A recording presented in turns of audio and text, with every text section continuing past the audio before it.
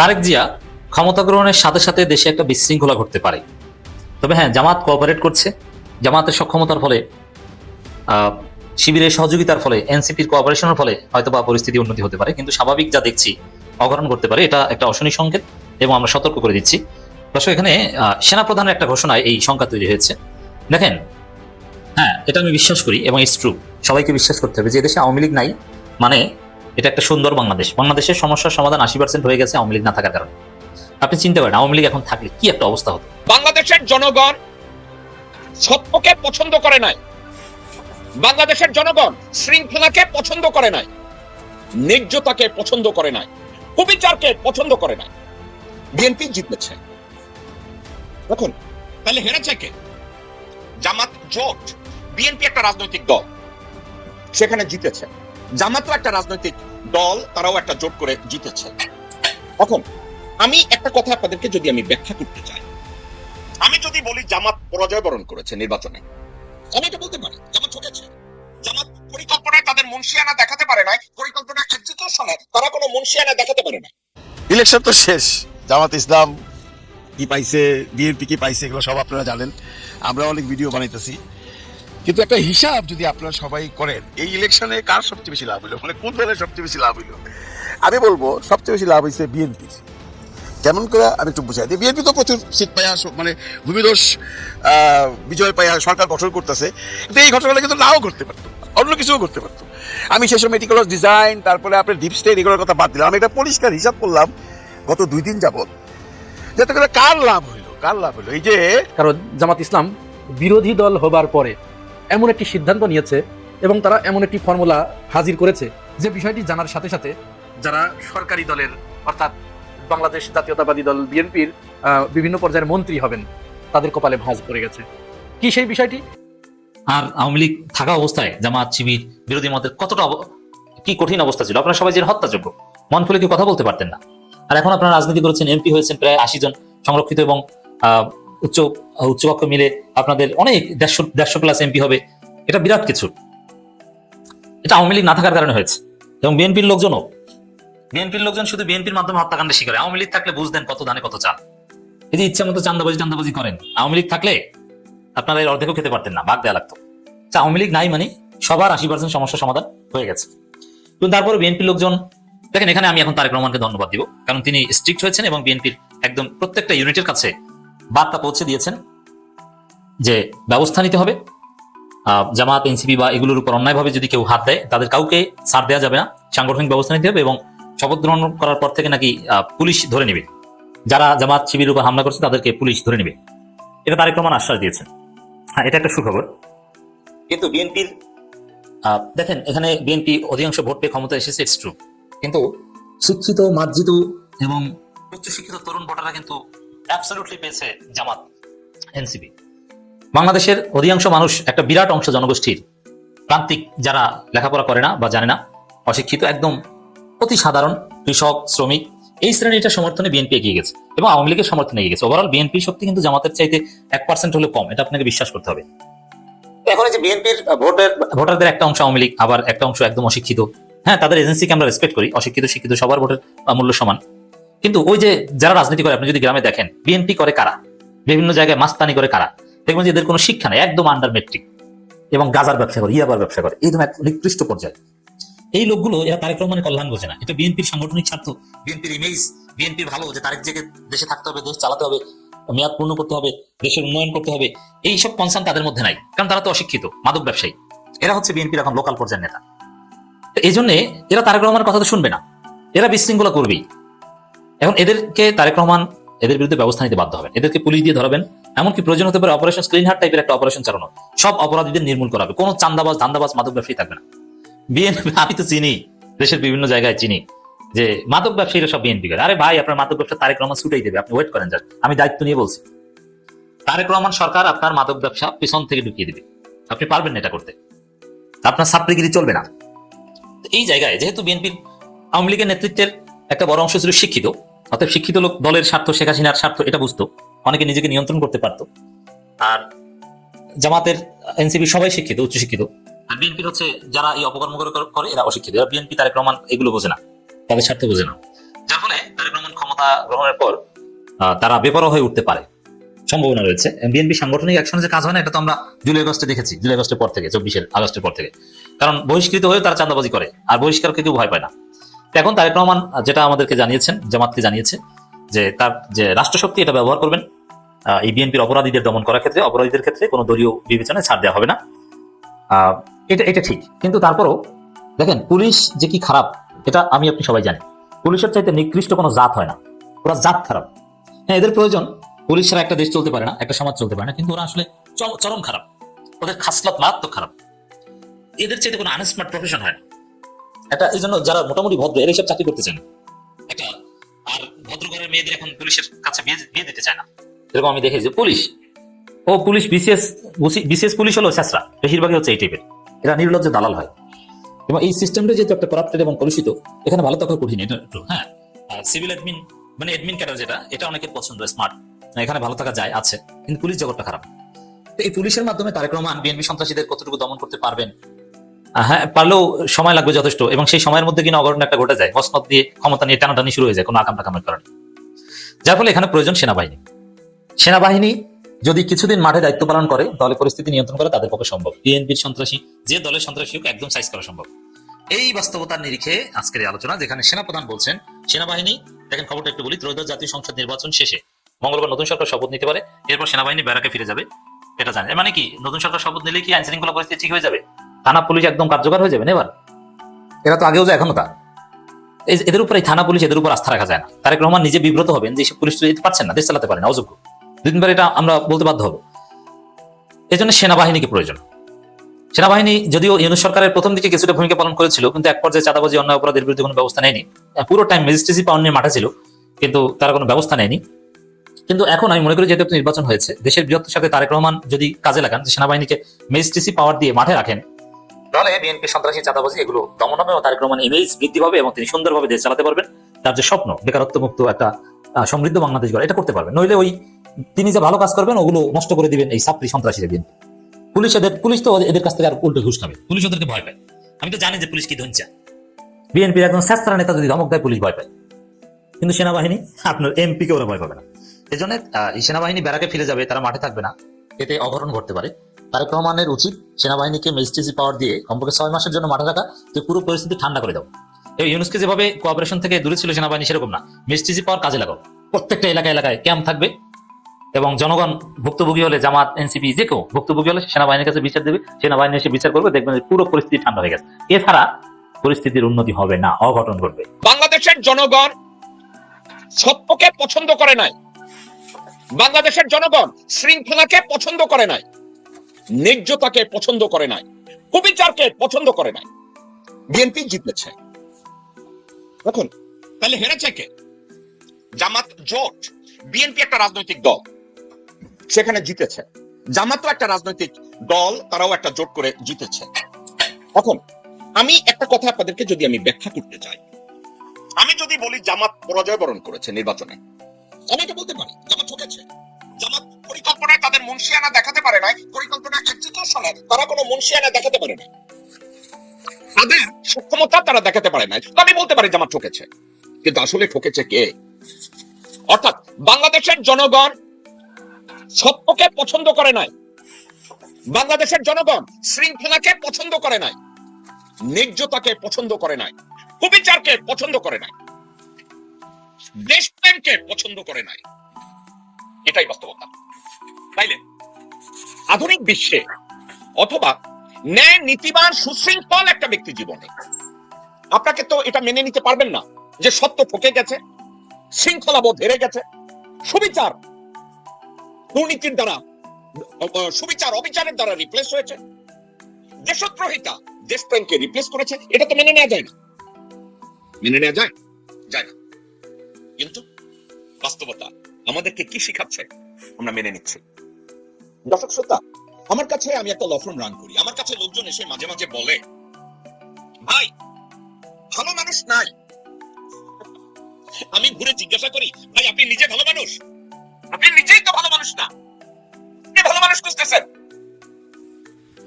দর্শক শ্রোতা, বিএনপি সত্য, শৃঙ্খলা, ন্যায্যতা, সুবিচার এবং দেশপ্রেমকে পরাজিত করতে সক্ষম হয়েছে এবং জামাত জোট সত্য, শৃঙ্খলা, ন্যায্যতা, সুবিচার এবং দেশকে ফল করে জয়ী হতে ব্যর্থ হয়েছে, অর্থাৎ হেরে গেছে।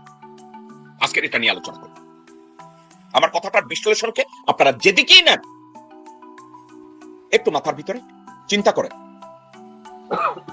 একটু যদি আপনি চিন্তা করেন আপনি বুঝবেন যে আমি আর আপনি বসে বসে বলি আমি সত্যের পক্ষে, আমরা বলবো আমরা শৃঙ্খলার পক্ষে, আমরা বলবো আমরা ন্যায্যতার পক্ষে, আমরা বলবো আমরা সুবিচারের পক্ষে, আমরা বলবো আমরা দেশপ্রেমের পক্ষে, কিন্তু ত্রয়োদশ জাতীয় সংসদ নির্বাচনে সত্যের পক্ষে যায় না, শৃঙ্খলার পক্ষে যায় না, ন্যায্যতার পক্ষে যায় না, সুবিচারের পক্ষে যায় না, দেশপ্রেমের পক্ষে যায় না।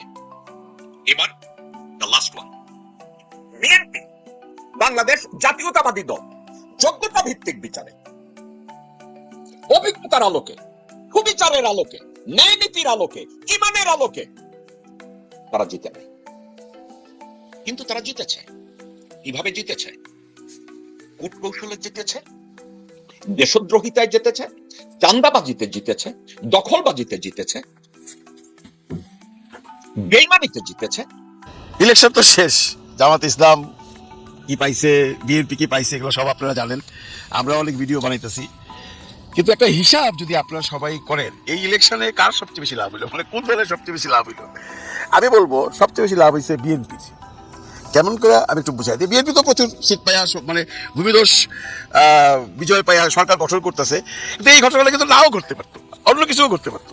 আমি সেই সময় মেটিকুলাস ডিজাইন, তারপরে আপনার ডিপ স্টেট, এগুলোর কথা বাদ দিলাম। আমি একটা পরিষ্কার হিসাব করলাম গত 2 দিন যাবত, যাতে করে কার লাভ হইলো, কার লাভ হইলো। এই যে প্রথম থেকে যে একটা ইসলামী জোট করলো 8 দলের, মনে আছে আপনাদের? সেই জোট যখন হয়ে একটা সমাবেশ করছিল সরোয়ার্দী উদ্যানে, আপনারা হয়তো মনে রাখছেন যে এমন বড় সমাবেশ আর হয় নাই। এরপর সেই দলে যোগ হইল এনসিপি, তারপরে আসলো এলডিপি, আইসা, এটা 11 দলীয় জোট হইলো এবং মানুষকে বুঝাইতে চেষ্টা করা হইলো এবং মানুষকে বোঝানো হইলো যে এইটা একটা ইসলামী ঐক্য জোট, এটা হইলো একটা ইসলামী বাক্সের সবাই ভোট দেবেন, ওয়ান বক্স ইলেকশন যেটাকে বলা হয়। মানুষ খুশি হয়ে গেল, যারা ইসলামপন্থী তারা ভাবলো হ্যাঁ এটা একটা ভালো খবর যে সমস্ত ইসলামী জোট এক হয়ে গেছে, আমরা এক বাক্সে ভোট দেবো। চলতে থাকলো এবং মোটামুটি এমন একটা মানে আওয়াজ উঠলো বাজারে যে জামাত ইসলাম বা ইসলামের এই যে জোটটা, এই জোটটা এবার একটা কিছু করবে। তার মূল কারণ হলো দেখেন তাদের সাথে ইসলামী 8টি দল, তার পাশে হলো এনসিপির মতো একটা প্রগতিশীল দল, এবি পার্টির মতো দল, এলডিপির মতো দল। আমি তাদের ভোট কত আছে সেটা আমি বলতে যাচ্ছি না, বাট যখন এটা কোনো প্রেজেন্টেশনে যায় তখন এটা একটা বিরাট ব্যাপার থাকে, তাই নয় কি?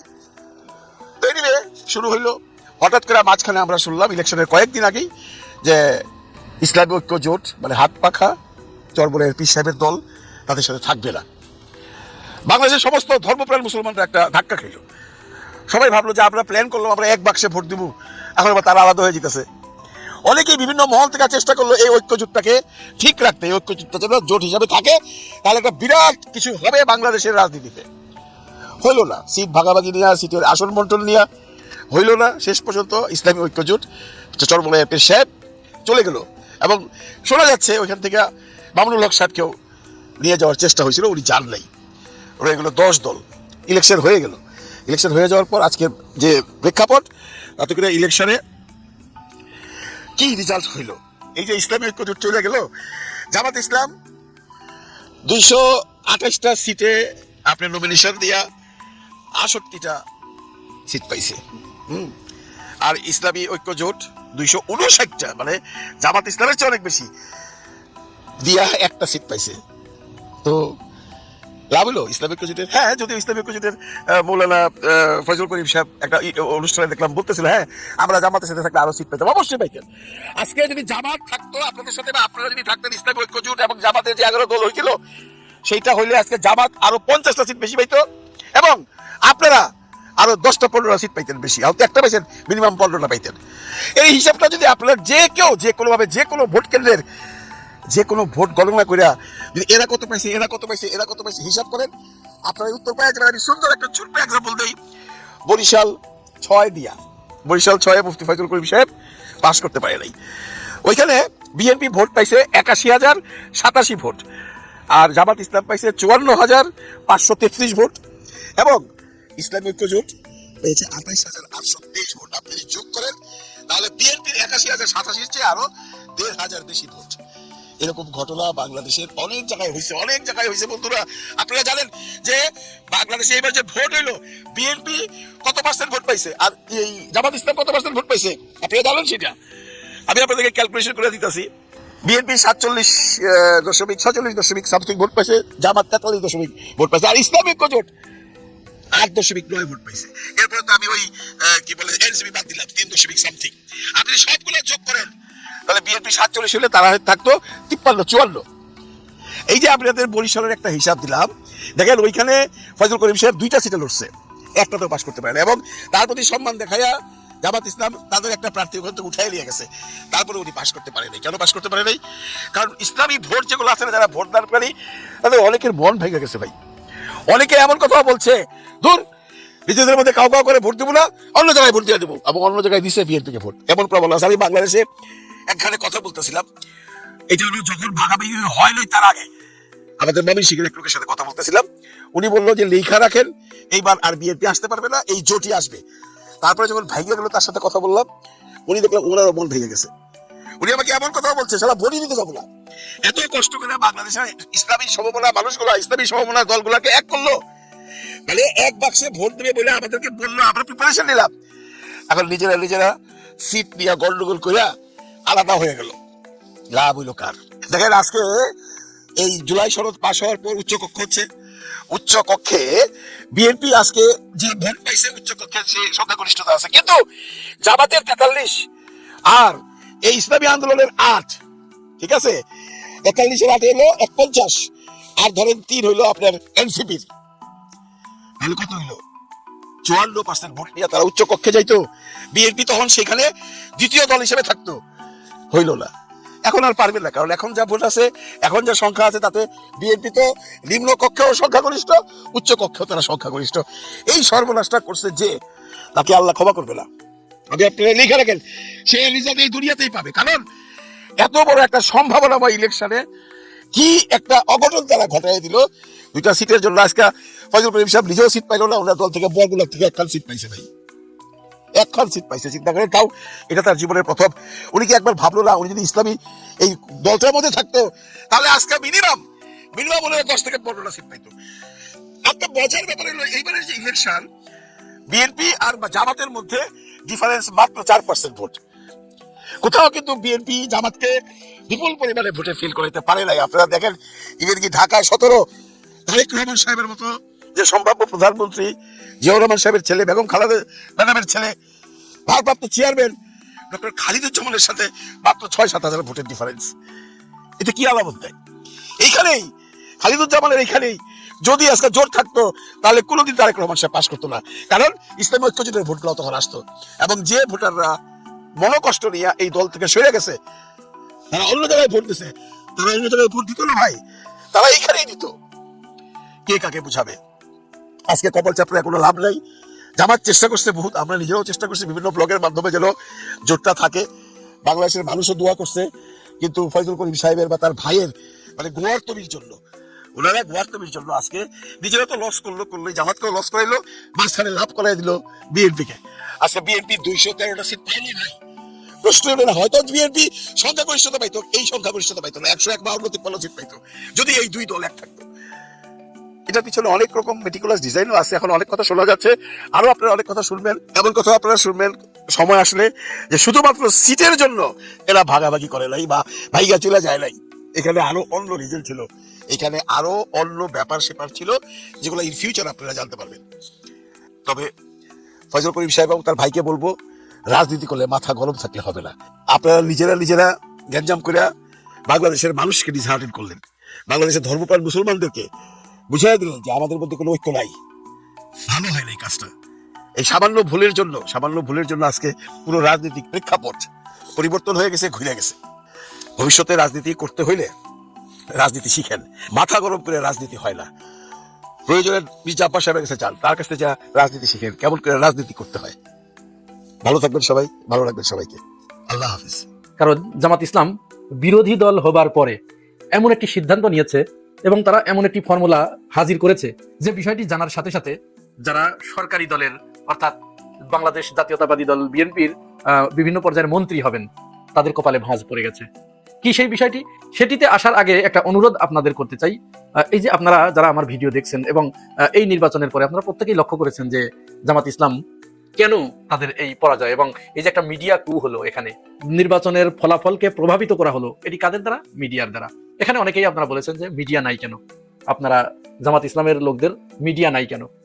এখন মিডিয়া তারা তৈরি করে নাই, সেই সুযোগ পায় নাই বা সেই ইচ্ছা তাদের নাই, যার কারণে তারা সেটি করে নাই। আর এখানে ক্ষমতাকে প্রশ্ন করার মতো মিডিয়া বাংলাদেশে কোনোদিনই তৈরি হয় নাই, অদূর ভবিষ্যতে তৈরি হবে এমন সম্ভাবনাও দেখছি না।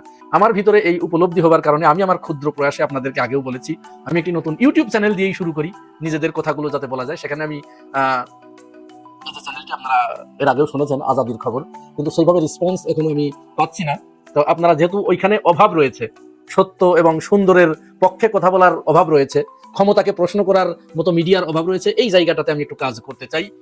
আপনারা যদি একটু ধাক্কা দেন তাহলে কিন্তু এটি আমার জন্য খুবই সহজ হয়ে যাবে। ও চিরেই আমি বাংলাদেশের 64 জেলায় 64 জন প্রতিনিধি নিয়োগ দিতে চাই। তার আগে তো এটাকে একটা পর্যায়ে নিয়ে যেতে হবে, না হলে হুট করে মানুষকে যখন আমি বলবো যে এখানে আসেন আপনাকে প্রতিনিধি নিয়োগ দিতে চাই, তখন তো সে আমার চ্যানেলের অবস্থা যখন দেখবে কেউ আসবে না। এই প্ল্যানটা আপনারা যদি মনে করেন, আমার ভিডিও যারা দেখছেন তারা প্রত্যেকেই যদি একটা করে ক্লিক মারেন, 2-1 মিনিটের ভিডিও সেখানে আছে, খবরগুলো আছে, একটা করে খবর দেখলেন আর একটা করে ক্লিক মেরে দিলেন, তাহলে কাজটা কিন্তু আমার জন্য খুব ইজি হয়ে যাবে, আমি খুব দ্রুত সামনে আগাতে পারবো। তাহলে এবার চলুন আমরা ওই বিষয়টিতে চলে যাই, যেটা বলতে চাচ্ছিলাম যে সরকারি দলের যারা মন্ত্রী হতে যাচ্ছে, বিরোধী দলের অর্থাৎ জামাত ইসলামের একটি ঘোষণায় তাদের কপালে ভাঁজ পড়ে গেছে। হ্যাঁ, তারা বলেছে যে তারা ছায়া মন্ত্রী পরিষদ গঠন করবে। এটাকে বলা হচ্ছে শ্যাডো ক্যাবিনেট। এই শ্যাডো ক্যাবিনেটের ধারণা বাংলাদেশে ইতিপূর্বে কেউ কেউ বলেছে, তবে এত জোরালোভাবে কিন্তু আসে নাই। এই ধারণা বাংলাদেশের শিশির মনির, আপনারা জানেন তিনি একজন বিখ্যাত আইনজ্ঞ, এবং এই আইনের জায়গায় তিনি, আমার মনে হয় যে একটা পর্যায়ে ইন্টারন্যাশনাল আইনজীবী তিনি হয়ে যাবেন। তার সেই অবস্থান, সেই ম্যাচিউরিটি এবং সেই যোগ্যতা আমরা তার ভিতরে দেখতে পেয়েছি। তো তিনি এই শ্যাডো ক্যাবিনেটের ঘোষণা এনেছেন। এই শ্যাডো ক্যাবিনেটটা বিশ্বের অন্যান্য দেশে, উন্নত দেশে, আমি সেই দেশের নামগুলো বলছি যেখানে আছে, সেই দেশগুলোর অবস্থা আপনারা একটু নাম শুনলেই বুঝতে পারবেন। প্রথমত অস্ট্রেলিয়ায়, দ্বিতীয়ত যুক্তরাজ্য অর্থাৎ যেটা ব্রিটেন, তৃতীয়ত নিউজিল্যান্ড, কানাডা, আয়ারল্যান্ড, এই দেশগুলোতে পুরাপুরিভাবে ছায়া ক্যাবিনেট আছে। ছায়া ক্যাবিনেট মানে বিরোধী দল সরকারি দলের পিছনে পিছনে, সরকারি দলের যে যে ক্যাবিনেট থাকে, যে যে মন্ত্রণালয় থাকে, বিরোধী দল সরকারি দলের সমস্ত কার্যক্রমকে পরখ করার জন্য, তাদের ভুলগুলো ধরে দেবার জন্য সেই মন্ত্রণালয়ের একজন করে মন্ত্রী তারা নিয়োগ দেয়। এটি বেসরকারি, এটার কোনো সরকারি কোনো বৈধতা থাকে না, তবে তারা ওই মন্ত্রণালয়ের যে মন্ত্রী থাকেন সেই মন্ত্রীর পিছনে তাকে লাগিয়ে দেওয়া হয়। যেমন উদাহরণস্বরূপ আমি বলি, মনে করেন বিএনপি সরকার গঠন করলো এবং অর্থমন্ত্রী দিল একজনকে। অর্থমন্ত্রীর কাজ কি? তিনি বাজেট পেশ করেন, বাংলাদেশের অর্থ পরিকল্পনা এগুলো তিনি দেখেন। ঠিক বিরোধী দল থেকে অর্থাৎ জামাত ইসলামের পক্ষ থেকে 11 দলীয় জোট থেকে একজন অর্থমন্ত্রী, ছায়া অর্থমন্ত্রী নিয়োগ দেওয়া হবে। তিনি কি করবেন? সরকারি দল যে বাজেট প্রণয়ন করলেন, এই বাজেটের যে ভুলগুলো আছে, এই বাজেট কি জনবান্ধব নাকি জনবিরোধী? এই বাজেট বাংলাদেশের জন্য কতটুকু বাস্তবায়নযোগ্য, কতটুকু বাস্তবায়নযোগ্য নয়, এটি কি অলীক নাকি বাস্তবসম্মত? এই বিষয়ে বিরোধী দলের ওই মন্ত্রী, তিনি ছায়া মন্ত্রী, তিনি ব্যাপকভাবে পড়ালেখা করবেন এবং জনবান্ধব বিকল্প আরেকটি বাজেট তৈরি করে জনগণের সামনে উপস্থাপন করবেন। উদাহরণস্বরূপ মনে করেন সরকারি দল 2 লক্ষ কোটি টাকার বাজেট ঘোষণা করলো এবং তারা কোন খাতে কত বরাদ্দ সেটি দেখালো। ছায়া মন্ত্রী তিনি বললেন যে না, এই খাতে এত বরাদ্দ লাগবে না, এর চেয়ে কম বাজেটেই আমাদের এই খাতে এত বরাদ্দ দিলে ওই কাজ করা সম্ভব, এবং তিনি এইটার সপক্ষে ডিটেলস ডকুমেন্টস হাজির করবেন। মনে করেন যিনি এলজিআরডি মন্ত্রী, তিনি বিভিন্ন রাস্তাঘাট, অবকাঠামো, ব্রিজ, কালভার্ট এগুলো যখন প্রস্তুত করার জন্য একটা বাজেট তিনি দিলেন, একটা ব্রিজ তিনি নির্মাণ করবেন, সেখানে বরাদ্দ দেওয়া হলো মনে করেন 1000 কোটি টাকা। এখন এই ছায়া একজন পরিকল্পনা মন্ত্রী থাকবে বা এলজিআরডি মন্ত্রী থাকবে, তিনি যখন সরকারি মন্ত্রী ওই বাজেটটা, ওই বরাদ্দটা দেবেন, তিনি এবার এইটার উপরে ব্যাপক পড়ালেখা করে, গবেষণা করে ডকুমেন্টস হাজির করবেন যে না, ওইখানে পদ্মা সেতুতে যে একটা নতুন সেতু করা হবে, সেখানে 2000 কোটি টাকা বরাদ্দ দেওয়া হয়েছে, এই 2000 কোটি টাকা সেখানে লাগবে না, কারণ এই 2000 কোটি টাকার ভিতর থেকে এত কোটি টাকা লাগবে সেতু করতে, আর বাকি টাকা এখানে দুর্নীতি হবে বা লুটপাট হবে। তিনি একেবারে ইঞ্জিনিয়ারদের এনে, এক্সপার্টদের এনে সমস্ত তথ্যপাত্র দিয়ে দেখিয়ে দেবেন যে এখানে 1500 কোটি টাকা হলেই ওই বৃষ্টি করা সম্ভব, সুতরাং 500 কোটি টাকা এখানে উদ্বৃত্ত লুটপাটের জন্য বরাদ্দ দেওয়া হয়েছে। এইভাবে যদি বাংলাদেশে প্রত্যেকটা মন্ত্রীর পিছনে একজন করে ছায়া মন্ত্রী এরকম ছায়ার মতো ঘুরঘুর করে, তাহলে চিন্তা করতে পারছেন অবস্থাটা কোন জায়গায় গিয়ে দাঁড়াবে, কিরকম খেলা জমবে, আপনারা কি বুঝতে পারছেন? কিন্তু আসলে গণতন্ত্রের জন্য অত্যন্ত দরকার। জনগণ পররাষ্ট্রমন্ত্রী, এরকম একজন এখানে পররাষ্ট্রমন্ত্রী থাকবে। এখন এই পররাষ্ট্রমন্ত্রী, এখন সরকারি দলের পররাষ্ট্রমন্ত্রী কোন দেশের প্রতি অতিরিক্ত ঝুঁকে যাচ্ছে কিনা, কারো প্রতি তেল মর্দন করছে কিনা, বা কোন দেশের সাথে কোনো অবৈধ চুক্তি করছে কিনা, ভারতকে কোনো ট্রানজিট করিডোর বা অবৈধ কোনো সুযোগ সুবিধা দিয়ে দিচ্ছে কিনা।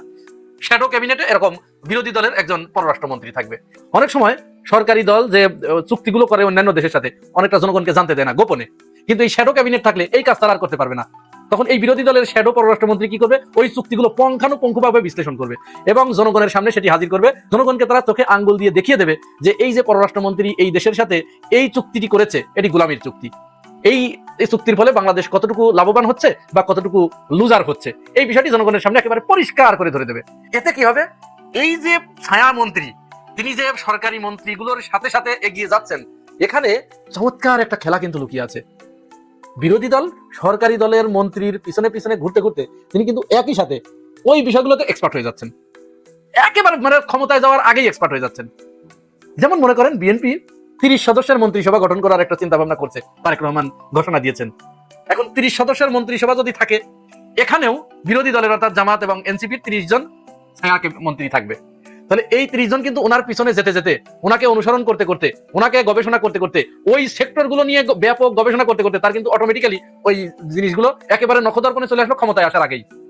তাহলে তিনি যখন ক্ষমতায় আসবেন, এই লোকগুলোই যে ওই মন্ত্রণালয়ে বসে পড়বেন।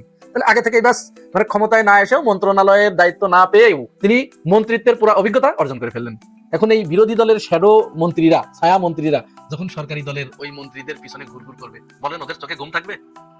ও আর ওই সারা রাত ধরে ঘুমাইয়ে সকালবেলা বাজেট নিয়ে সংসদে যাবে না, ওকে ঘুম হারাম করতে হবে। কারণ ওর মাথার ভিতরে তখন থাকবে যে আমার পিছনে একজন আছে, এখানে এলোমেলো করলেই আমার পিছনে সে জনগণকে আমার থেকে উত্তমটা, আমার থেকে বেটারটা মানুষের সামনে হাজির করবে। তখন তো আমার জারি জুরি ফাঁস হয়ে যাবে। পরিকল্পনা মন্ত্রী তিনি চিন্তা করবেন, মানে গভীরভাবে অধ্যয়ন করবেন এবং তিনি চিন্তা করবেন যে এখানে যদি একটু এলোমেলো করছি, তাহলে তো আমার যে ছায়া আছে সে তো জনগণের কাছে সঠিকটা যখন তুলে ধরবে, জনগণ তো ওটা গ্রহণ করে ফেলবে, তখন তো আমার সরকারি দলের 12টা বেজে যাবে। পররাষ্ট্রমন্ত্রীও ঠিক একই চিন্তা করবেন। এই যে জামাত ইসলামের পরিকল্পনা, এই পরিকল্পনাকে সাধুবাদ না জানিয়ে পারছি না। তাদের ভিতরে যে কিছু ম্যাচুরিটি আসছে, তারা যে রাজনীতিতে নতুন একটি বন্দোবস্ত চালু করতে যাচ্ছে, বাংলাদেশের রাজনীতিকে নতুন একটা ধারায়, নতুন একটা গতিতে এগিয়ে নিয়ে যেতে চাচ্ছে, এটি বোঝা যাচ্ছে। এবং ক্যাডার ভিত্তিক রাজনীতি থেকে জামাত ইসলাম যে বের হয়ে এসে গণমুখী রাজনীতির দিকে প্রবেশ করেছে, এর জন্য সাধুবাদ। আগামী 5 বছরে দেখবেন